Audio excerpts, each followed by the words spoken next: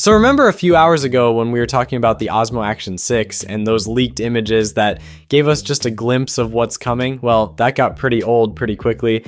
Igor Bogdanov just dropped a full 360-degree view of the Action 6, every angle front to back, and honestly it feels a bit too convenient. I mean, DJI letting a complete spin-around leak slip out just days before launch. Either this is some carefully planned tease or someone's testing unit is already out in the wild again. Anyway, if you haven't been keeping track, the Action 6 is expected to officially drop on November 18th. And looking at this 360-degree view, it's clear that DJI didn't just tweak a few details. This thing actually looks different. It's slightly bigger, sure, but also noticeably slimmer, giving it a more refined profile. Now, here's the part that really caught my eye. On the Action 5 Pro, that little arrow near the side button points upward.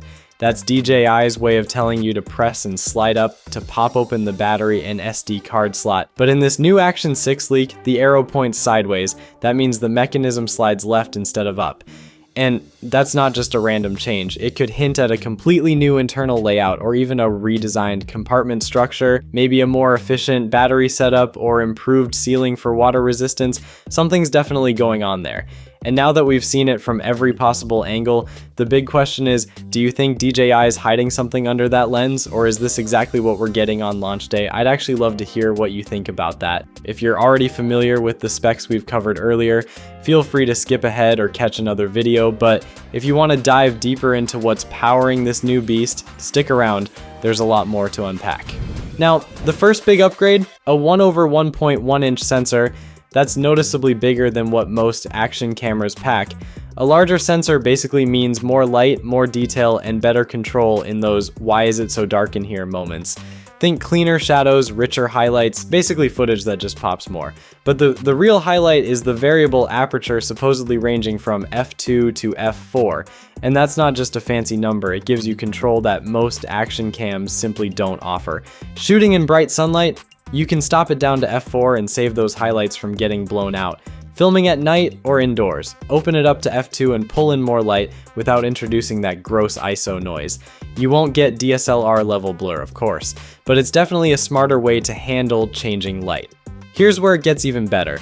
If you're into color grading or tweaking your footage afterward, this setup's gonna give you way more flexibility. Bigger sensor plus aperture control means less noise, more dynamic range, and fewer, I'll fix it in post moments.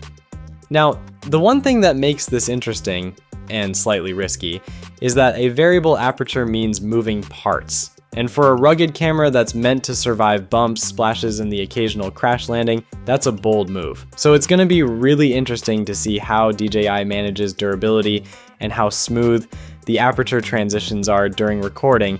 There's also talk of improved stabilization and workflow tweaks, which could make this camera a dream for creators. But like with every leak season, we'll have to wait and see what's real and what's just hype.